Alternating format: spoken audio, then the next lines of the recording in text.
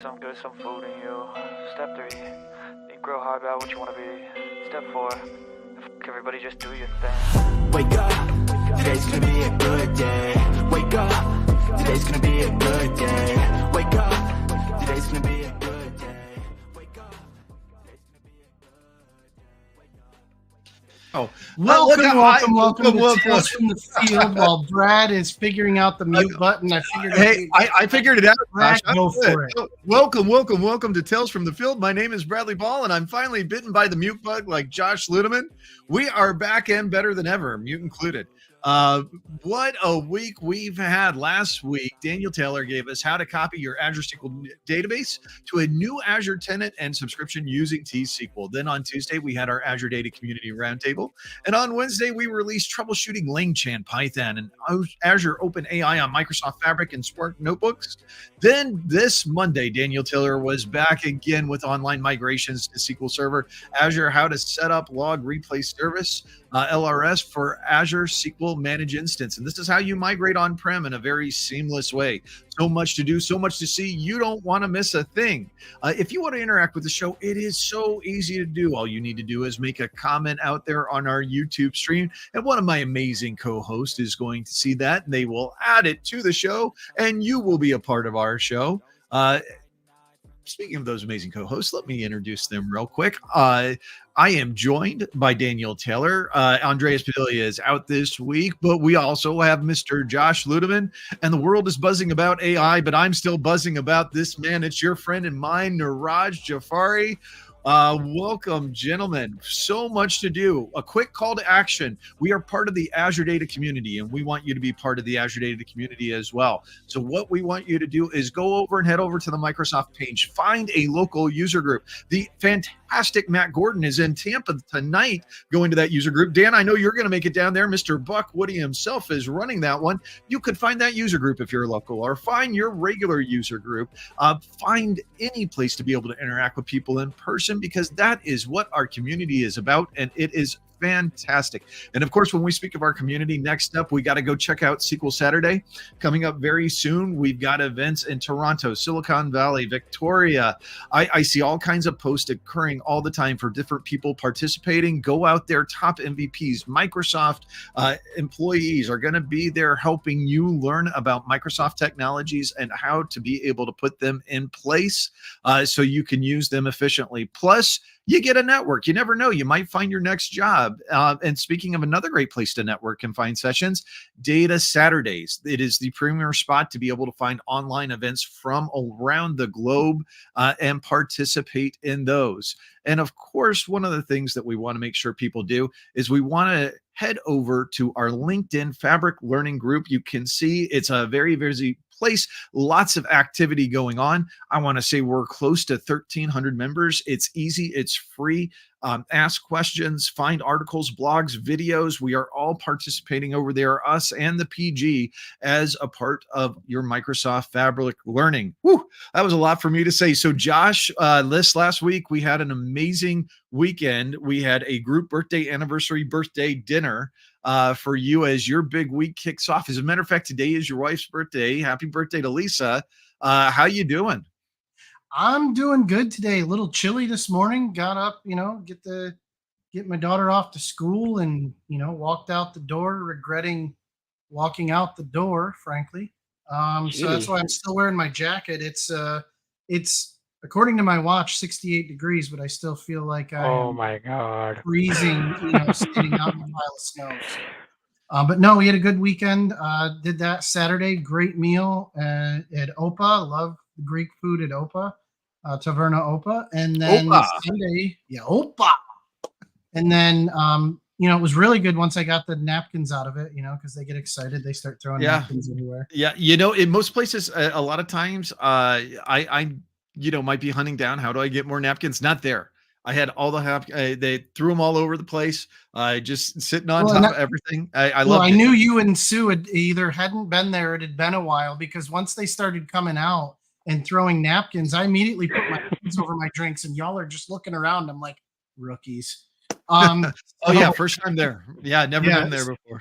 But and then Sunday we went over and spent the day walking around Food and Wine Festival at Epcot. So It was a Nice. good weekend all around. Got to see and do some great things, see some great people. Loved it. By the Excellent. way, how is 68 or Chile's weather? I mean, is it like you guys so used to 86? So Oh, see, I love it. I'm still in shorts and I'm in a t-shirt, but you can see Dan and Josh are both wearing jackets already. Like if he wouldn't get arrested, he'd probably walk outdoors naked. And me on the other end, I'm freezing just going out in a t-shirt and shorts this morning to take my daughter to school.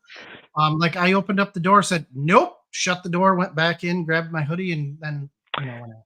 I will put on a like a light jacket when we get down to about 40 degrees. At 40 degrees, I'm like 40 is chilly. Yeah, 40 is chilly. Yeah, I'll use a light jacket. But I don't need a thick jacket yet. No, and to be fair, when I lived in upstate New York, I was totally the guy with a sleeveless t-shirt and a pair of gym shorts, and it's like 15 degrees out, and I'm standing out in the side yard taking the dog out. So I've been all over the place. But yeah, at this point, for whatever reason, being here, this point in my life, yeah, if it's below 60, I'm gonna be in a jacket, and I'm questioning my life choices. Yep. And Neeraj, you've seen the movie Day After Tomorrow? Yeah. Day after tomorrow, when it hits 60 here in Florida, that's what people think is happening. But my daughter went to school this morning with a turtleneck sweater. Oh. I was gonna say it's mind-boggling to me. It's still fantastic. 68 degrees. I mean, it's perfect running weather. And and when you run, you want as light a shirt on and in shorts as you can because you're gonna be hot and sweaty. But there's a reason we're here. There's a reason we're here. Look where I'm at real quick, folks. I've been inside for the last couple months because it's been so hot. I'm back outside on my porch, y'all. Yeah. Why are we here, Mr. Ball? The reason that we are here is to talk about the wonderful creators in the Azure Data community and the content that they have. And I think we should get right to it because talk about something that makes me a little hot and sweaty. Well, this first one and this first person, I was going to say, it gives me old shakes. Of course, you know who I'm talking about. I'm talking about the one, the only Mr. Neeraj Jhaveri. And there is a new item icon system in Fabric. Fabricators rejoice. Yep. Neeraj, what do we got here? So, heard the feedback. I mean, a nice article by Brand giving you the new Fabric icons that were released probably last week. Why? The reason why it was during the public preview, a lot of feedback came in. They wanted new icons or they wanted new colors to it, and that is what the Fabric PG team went ahead and created new icons, new color system that can help people understand it up. They have been categorized in a different way. So in this article, it's showing you how they have been categorized, why they were categorized. Like if you go to the role of a semantic categorization at the bottom, it's showing you up exactly why this were done in a particular manner. There was a buzz when this was released last week, and definitely something to look for it. New icons. So now, if you go to your Fabric environment, you will see these new icons popping up. Some people might see, depending on the way they are releasing it out, it might not be there, it might be there, but it should be there in a couple of days for most of us. Fantastic stuff. I love it. And I love the new colors that we have on these little icons.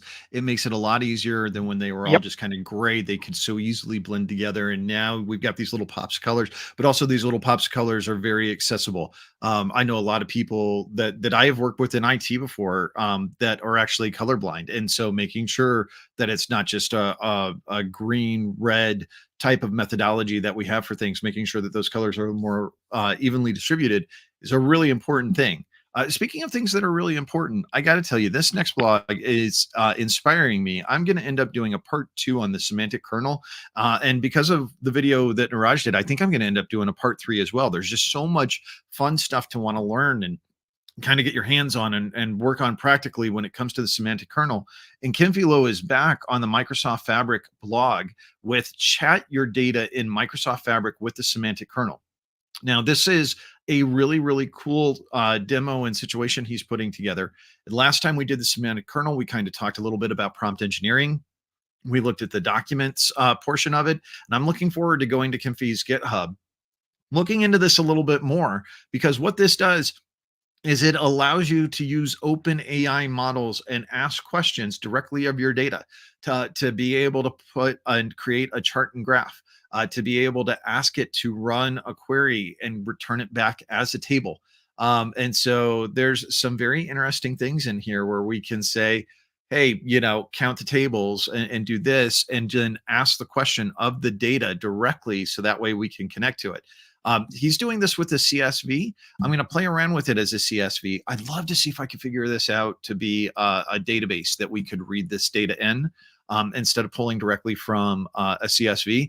There's some work we've done with PyODBC in some of our past videos that makes me think I could probably store this data in like a managed instance, use PyODBC to be able to query it and then ask questions about my data. And that's exactly the kind of stuff that I think is fun, that I want to figure out how to do. So maybe we're going to have a part 3. Maybe we're going to have a part 4. We'll have to see where the semantic kernel thing goes. But I'm having some fun with that. And I found that blog, and it was very, very inspiring to me. Speaking of something that was very inspirational, this next man, I hold him in high esteem. And whenever I think about him, I think about things that are inspiring, not just him, but the person that the article is from. And of course, I'm talking about Mr. Dan Taylor.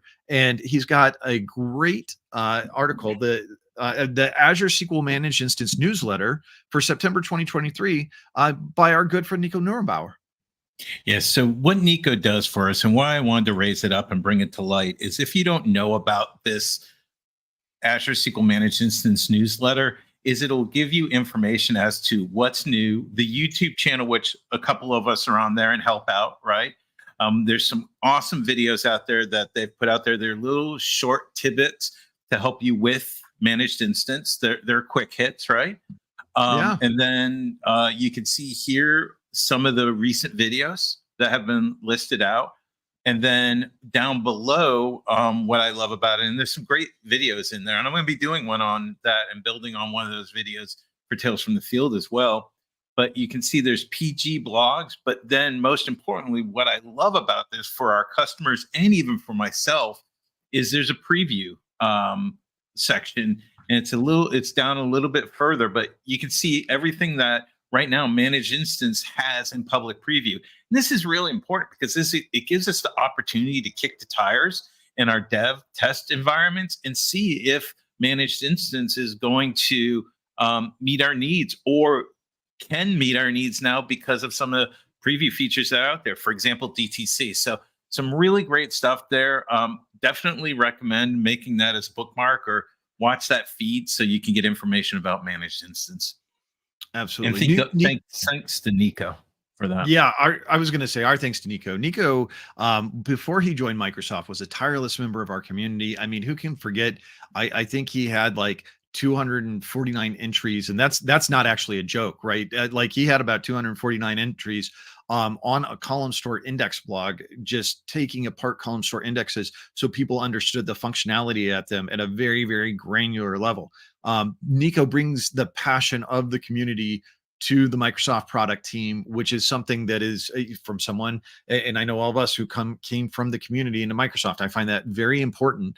And I love that it is here. And he is a wonderful, wonderful champion for all of us in the community and getting that information out to us. Speaking of another champion, of course, I am thinking of a champion who constantly inspires me whenever I see their blog posts. And I found this to be absolutely intriguing. I'm really looking forward to some of the things that they've got coming up in a little while. And of course, I'm talking about Mr. Josh Luedeman with introduction to Apache Flink on Azure HD Insight on AKS. So one of the things that, and frankly, I own this. This was my fault. When it was announced a little while ago, Azure HD Insight on AKS quietly slipped out the door. So it's rebuilding really the underside, the framework that HD Insight is built on and deploying it on Kubernetes clusters, so on AKS. And so I wanted to kind of do it, the HD Insight, the due diligence, and raise this one up because this is a big deal.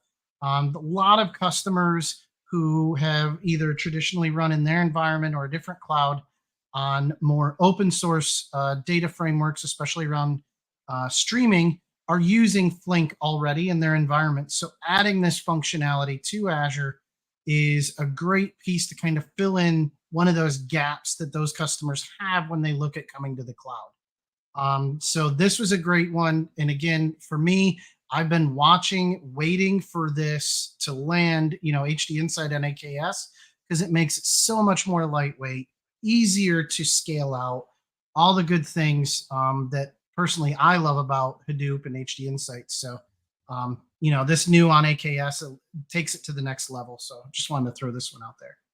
Absolutely. Really good stuff. Speaking of good, not good, but great. Next up, of course, we have some really great stuff, and it's by Mr. Neeraj Jhaveri, by the way of Martha Mugan, who is one of the people who is very, very active in our community.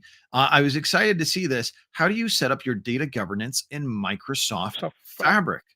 So, this was a question I had got from a couple of customers that I was handling last week. How do you set up, or what is the purview part of it in Fabric? That's what people are asking. Or how do you do the data governance? I don't know why. What the relevance was, but this is exactly what they were trying to ask me up. And then I found this really good article where she goes step by step, how to set it up, what is data governance in Fabric. First, she gives you that, and then how to access management, workspace permissions. Then she goes to compute permissions in Fabric, and then she goes down saying information protection, data loss, and then lineage and understanding the metadata part of it. Whatever you were, still Fabric is getting built as we speak right now. Some of the features that we have having it in purview is now available in Fabric, and this is, if you go through this article, it shows you how to set that whole thing up. It shows you one by one step, right? That is exactly what you need to do, and definitely it's something that can help people build the governance part of it. Pretty easy to set up. I did follow the same steps and it did work for me, so it's pretty easy to set it up, the governance part of it in Fabric. Nice. And Dan, I saw a comment that you had just put in the channel where we're having the chat. You can see Martha at Past Summit this year. Absolutely. For those people who will be in the Seattle area for the Past Summit, go and check that out. But of course, during that week, where are we going to be? We're going to be at Live 360 down in Orlando, Florida. We're going to get to talking about Live 360 a little bit later. I can see Josh trying to still his beating heart. And we're just going to settle it down. We're going to bring it in for a minute. But if you don't have plans for the week before Thanksgiving, you should be going to live360.com and you want to sign up for the Microsoft Fabric full day hands-on workshop. I believe they're calling it the Modern Analytics, but the way we built the course, it's a full day hands-on workshop. And myself, Dan Taylor, Josh Luedeman, Buck Woody, Neeraj Jhaveri, and our good friend Bradley Schapp from the Power BI Cat team are all going to be there.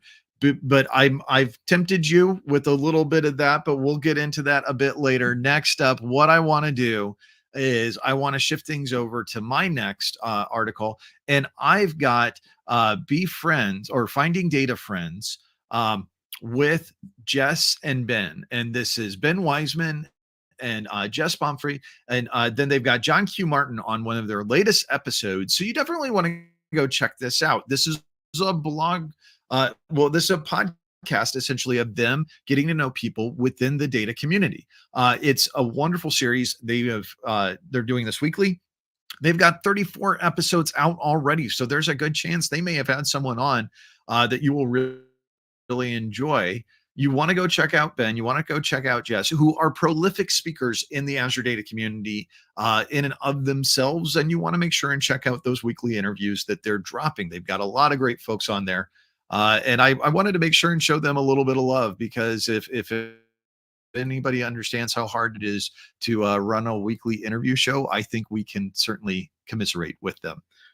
So speaking of someone that I not just commiserate with, but I admire, I was seeing this one and I went, ooh, this is some really good stuff that we've got right here. And so next up, very similar to one of the last links that we have. So I love it that we're tying these things together. We have Mr. Dan Taylor with Administration, Security, and Governance in Microsoft Fabric. I thought you were going to Josh with that lead in. No, thank you. Wow. Yeah, we do commiserate. We were commiserating earlier. So this is a wonderful article, and this came about doing research for the pre-con that we did at SQL Saturday Orlando 2023, which I highly recommend. If folks didn't go this year, they go next year. It was a wonderful event. Well played by the team. I love everything about this article. It talks about administration, getting your tenant set up, getting Fabric set up within your tenant.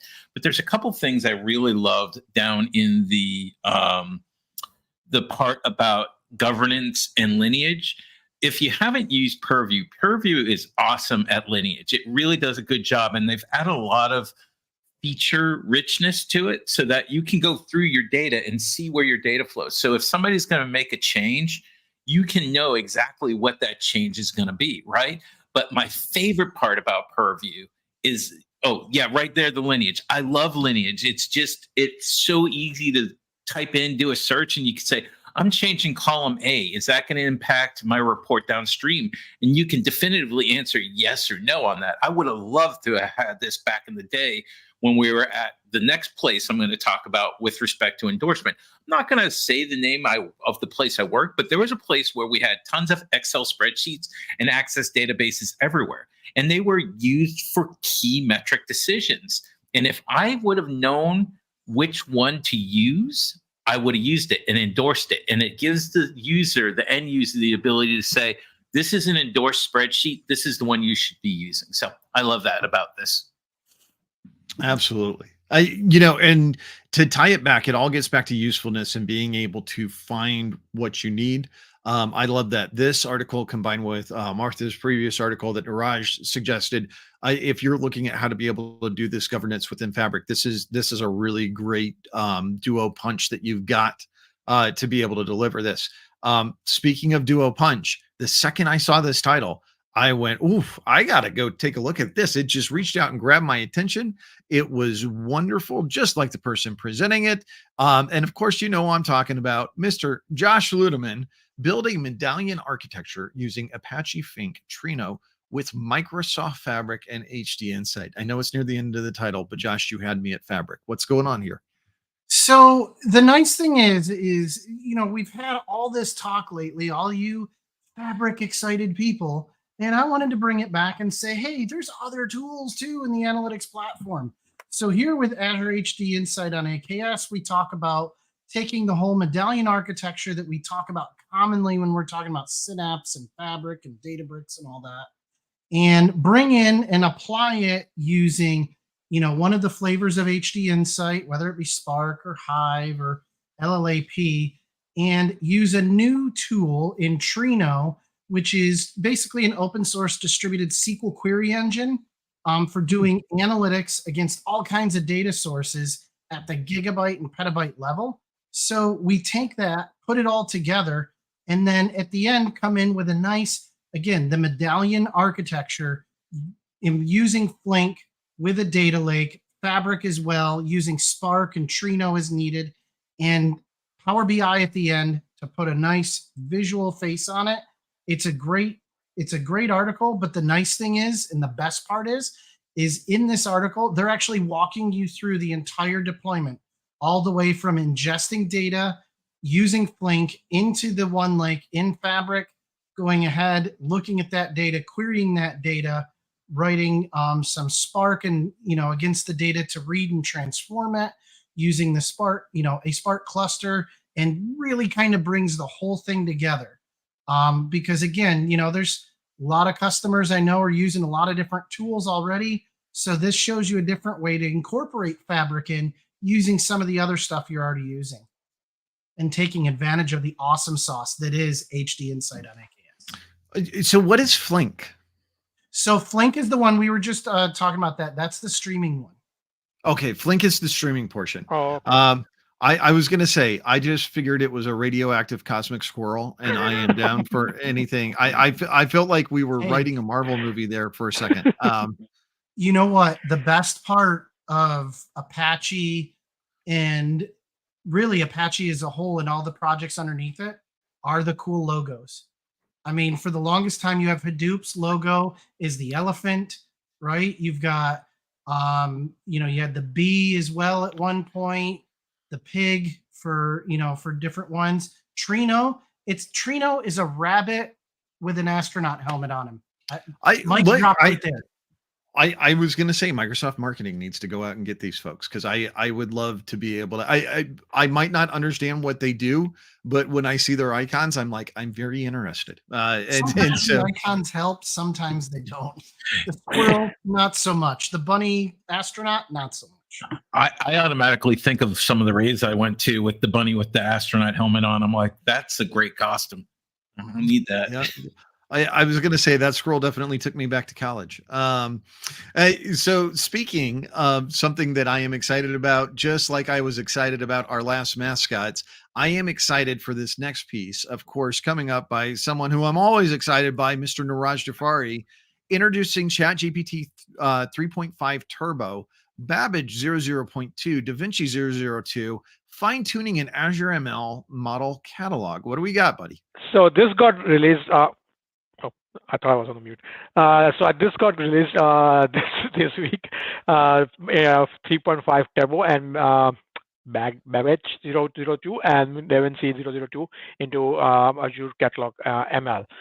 So far, we are only having it in like OpenAI and all of them. Now it's getting included into other components. Azure ML now has all these things that you can use it up. What really it means for customers, or it is like it's a new collection of OpenAI into your ML things, which makes your ML thing really useful. Whatever you want to do it in OpenAI, you can do it through ML at this point of time. How do you expose it up? There is a whole architecture that, or how to set it up is what the user is giving it up here, and then it also gives you some samples in there. So what through Azure ML Studio or Python SDKs, you can write this whole thing up and then set up the database properties and all of them to get that experience in your Azure ML Studio. That is what is the beauty part of it, right? I mean, you want to do your data scientist part using the OpenAI into integrated to your Azure ML, and that makes it very easy. I mean, I have not tried it up. I was going to try it up this week, but definitely this is something that would help it out. Very nice. Very nice. This is very cool stuff. I'm always excited as we see the integration of ChatGPT and the OpenAI models to be able to really begin to integrate with data in a graphical and GUI way. Right now, it's very programmatic, right? That's some of the stuff that we're doing on our videos. We're showing how to be able to integrate in that. And again, not to tempt Josh too much, but at Live 360, I'm doing a presentation just on that. But we'll get to that later. Next, what I'm going to talk about, I'm going to talk about my last article for the week. It was an absolutely wonderful one by Marlon Rubnall, and it's over at SQL Coffee Code. I mean, what a place, right? Absolutely fantastic. And it is the evolution of database administration from administration to database reliability engineering. Josh, this made me think of a conversation that we were having earlier last week. And it was a fascinating read to be able to talk about how some of the things that DBRE does, being able to use DevOps integration, using automation, using infrastructure as a code, engineering and architecture, reliability engineering, and so on, and which we often think of HADR, but also fault tolerance as well. Being able to find specific solutions to items, how to be able to recode them, and then get them to where they're automatically applied instead of having DBAs do the same thing over and over and over again. And it talks about how the IT landscape is shifting, but that's also something that we've seen internal to Microsoft, as well as at other organizations. And I found that fascinating, but incredibly kind of pertinent to the discussion that we were having. And again, really, really great stuff by Marlon. And I found that over at SQLServerCentral.com. Again, another great community resource, SQLServerCentral.com. That message board has been around since before I started being a DBA. And some of my first interactions with the community was posting over there, but they have blogs, they have free books, they have articles, all kinds of great stuff over there. So you want to make sure and check them out. Josh, I know you were about to hop in and say something. Well, I just to get excited about that topic with database reliability engineering, and you look at it as an area historically, and you go back 2010, 2012, we were sitting around going, I don't want to automate myself out of a job. And literally, it's not automating yourself out of a job, but that's database reliability engineering. See a problem, create a fix for the problem so that you don't have to fight with that problem again and again and again. And I just, for me, I love that. And that's a very interesting point. I can remember when I was at the Obama administration, I was constantly documenting things because I was learning so much and I was putting so many foundations in place that I knew. I always had a joke: if I got hit by a bus, here was my strategy that nobody would wonder what I was working on. I was told to think more positively, and I came up with my hit by a lottery philosophy. Either way, I'm not coming into work anymore. But I always wanted to make sure people knew what I was doing. But a large part of what I was doing was setting up those processes so that way those same things weren't waking me up in the middle of the night. And there was one day the Oracle DBA stood up and he was like, "Hey, you need to stop documenting, and it makes it really easy for them to replace you." And I remember thinking, if all I am is a collection of documentation, replace me. I don't need that. You need my logical thought process to be able to solve this problem, because there's always going to be a next problem. And in IT, there is never a shortage of problems. Yeah. And I think you and I, it was many years ago, but I think you and I were at a SQL Saturday or something many years ago. And someone walked up to me about that, with the perspective of, I don't want to automate myself out of a job. And I kind of flipped it on its ear, similarly to you did with the lotto truck. And I said, you're going to automate yourself into a new job, right? You don't want to sit around and keep waking up at 3 a.m. to do the same fix. You want to automate it so then you can turn your attention to, the more complex and bigger, and frankly, to me anyways, more fun problems. Kind of like the whole AI rush, just saying. Absolutely. Speaking of something that is fun and someone who is always fun, I'm talking about a good time. And what better time is there than learning that you have license-free DR on Azure SQL Managed Instance for SQL Server by our good friend, Dr. Danny. Dan, what do we got going on here, buddy? Yeah. So hopefully chicken leg. There we go. So right when I was going to come off, if you can hear that, folks, that's the birds outside my house. I don't own this. So yeah, Dr. Danny here. Great benefit. I've done a video on the failover rights for managed instance, but this is SQL failover rights, not to be confused with the failover rights with managed instance. And here, if you enable failover rights on your managed instance that you're using managed link to send your SQL Server on premises or even Azure VM to a managed instance, basically you get free SQL. Well, no, not basically. You do get free SQL Server licensing, and you just pay for the compute cost. I've seen this save huge percentages off of Azure managed instances when this is deployed and enabled. And you can still run your DBCCs, you can still run your backups, you just can't run your production workload off of it. Great benefits. So not a lot of folks know about these two benefits, and it's one of the concerns I get from clients. Well, I'm going to cost this much. I'm like, hold on, are you taking advantage of these benefits? And they're like, what benefits? And I'm like, here you go. So I just wanted to call it out. This is a great short article on saving yourself some money. 2-minute read and you save yourself a bunch of cash. Well, and you know who else knows about this feature, Dan?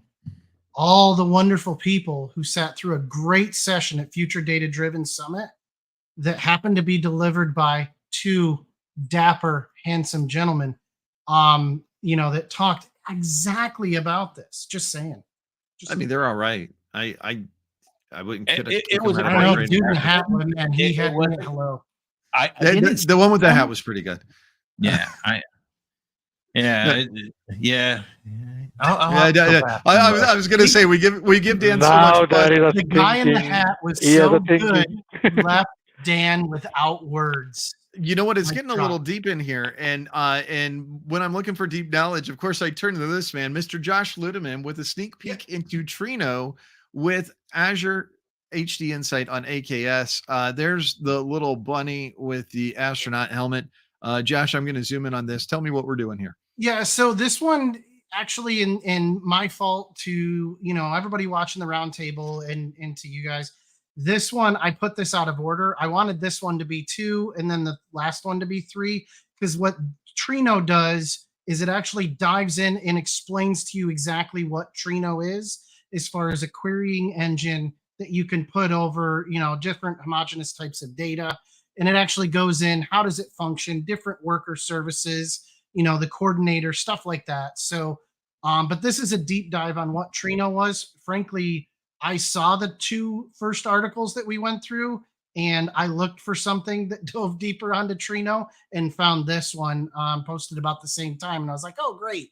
But I put them in the order wrong. So I apologize, everybody. It's a little backwards, but it's still a great article, especially if you geek out on distributed, processing and stuff like I have for way too long. You can ask anybody on this panel. That for me, I was reading into it, loved it, and wanted to share. Josh, what's up with you? Trino, Flink, what's going on in your mind? What's going on with my mind with the Flink and the Trino? Yeah.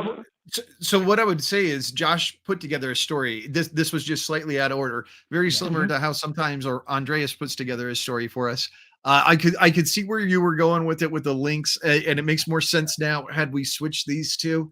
I'm not going to let anybody wear it. If I screwed up the order, I apologize, but for me too, and Neeraj too, little background too. I've always had like this interest of trying to bring together the Microsoft data world and the open source. I always have I wouldn't say a foot, because that would say I have a lot of knowledge in it. I always have a toe in that water just to kind of pay attention, because I think it opens up, more homogeneous architectures, more thorough use case solutions and stuff like that, that I always keep an eye on it. One of my favorite things that Josh and I used to do when we were in Premiere was we used to deliver a workshop to customers, and he was the big data guy, and I was the SQL guy, kind of showing how we tied some of these things together. And I would pull federated data using log analytics. That'll tell you how long ago it was, right? From Azure SQL database, and then Josh was helping us configure our data lakes. But I know it's time to wrap it up. We are at the end of our links. Thank you to everyone who hung with us. Not a lot that we're going to plug. The big things that we want to make sure you remember is tomorrow we're going to have another content drop on our MS Tech Bits. Next Tuesday, we have our Tuesday Roundtable show. We're always looking for people who would like to help us get the word out about your content. So if you're building something in the Azure data community, let us know. DM us on Twitter. Leave a note in the comments. Hit us up on LinkedIn. We are happy to feature your items. We actually have a Tales from the Field show page on LinkedIn now. So if you reach out to that, we're going to see it. And then, of course, the week before Thanksgiving, Josh, where are we going to be? Give it to me quick. Oh, my gosh. We're going to be at the beautiful Lowe's Royal Pacific Resort and Conference Center on the wondrous, fun, beautiful, gracious grounds of Universal Studios Orlando. Woo! Sing the praises. I love it. We are going to Live 360 the week before Thanksgiving, the only place in the world that you should want to be. It is a technical conference that covers 4 different areas. We're going to have data platform. We're going to have AI and data. We're going to have SharePoint. We're going to have developers focus. All of that in one location the week before Thanksgiving. We're going to be decorated for Christmas with a gingerbread house. Your room key is a 2-park fast pass at Adventure Island and also Universal Studios. Bring the family with you. They've got tons of family-friendly activities.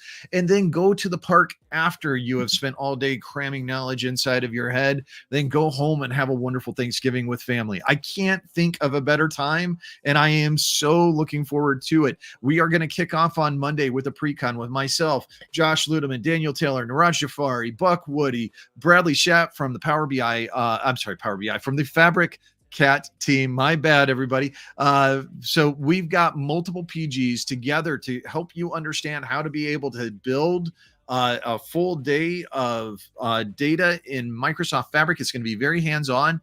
One of the things to keep in mind is that it's going to be a really great time for you to be able to meet us, ask questions. We've got many presentations that will occur throughout the week, and we would love for you to be a part of it. As a matter of fact, we're going to share some of our codes out on Twitter after this, and also on Blue Sky, because you can get a discount if you use one of our speaker codes, and we would love you to be able to save some money if you want to sign up and go.